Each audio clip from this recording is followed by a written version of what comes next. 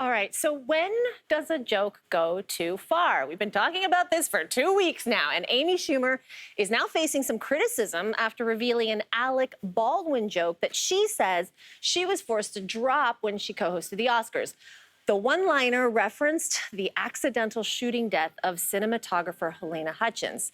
Should Amy have shared this joke? We are talking to a comedian today on our show. Julie, can you weigh in on this? So I have to start by saying I'm 100% an Amy Schumer fan. She's hilarious, savage, strong woman and comedian. I support her 100%. A joke is a joke. Also, this is a joke that they didn't air. She knowingly shared it. She knows what she's doing. So, like, she's going to be fine. They're not going to cancel her over this. I think it's fair game. I think it's fair game. And there's a lot worse things that are said at both the Oscars and every day in real life at every minute. Like, what's the big deal? That's what I think. Kelly?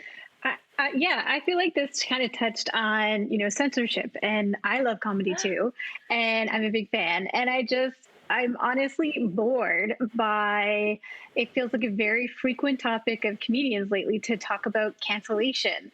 And I'm tired of it. I feel like every special I'm watching has like 10 minutes dedicated to being canceled, and I'm bored. And I feel like cancellation is different than consequences.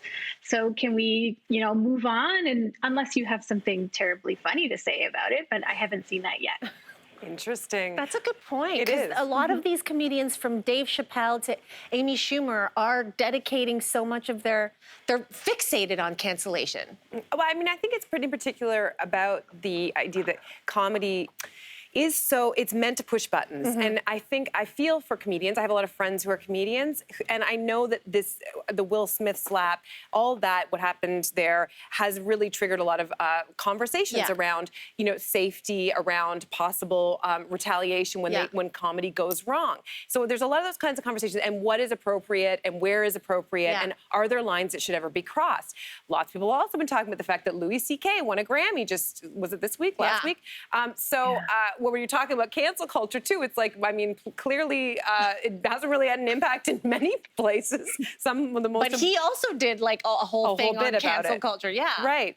But I do think it brings up this interesting idea about, like, should comedians have fair game? And part of me, I have to say, I think that they should have free reign to kind of make whatever jokes that they want. I think we need to protect that. Even if there are jokes that I personally find offensive or I personally hate, I do support that. Like Andrew Dice Clay, I can think of as an example of just somebody who I always thought was just such a jerk and a loser and the worst, like, base comedy. So how do I fight that? I don't go on and like, Andrew Dice Clay. I just don't support him. I would never go and see his show. Is that enough, though? I think that's a great reaction. The way that you watch and consume comedy and feedback is perfect, Cynthia. There's like, you know what I mean? If you're not an actual creator, if you actually haven't been on stage to criticize, I just think it doesn't really make sense. I also think that comedians have to push boundaries a little more now. We're in a society that's like overstimulated and desensitized. So what's going to grab you? It's probably going to be a little bit more. So to have that censorship really isn't going to be good all around for entertainment, I think.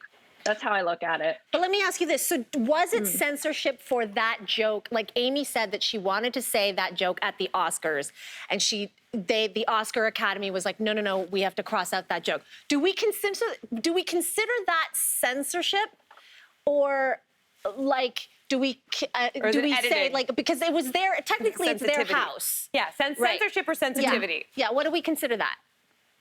I think probably it's a little bit of both. Like ultimately, like when I write for, say, TV shows or upcoming for the Junos, I don't want to be censored from the start. And they haven't given me any restrictions. They know that free-flowing creativity will come from no restrictions, and then we'll give them the content, and then they'll let us know what's not appropriate or what they don't want to put on the air, whatever, because they're afraid of losing sponsors or getting backlash themselves.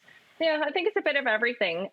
It's really hard to make everybody happy. You're welcome to write a joke about The Social for the Junos. I will then. Yes, and we would love to hear. I mean, that's the thing too. Is like if someone writes a joke about you, it's a little bit of a compliment. It's the Junos. Yes. For The Social to be mentioned on prime time at Canada's like a huge award show. Anyway, Julie, whatever inspiration you want to take, I don't know, but go for it.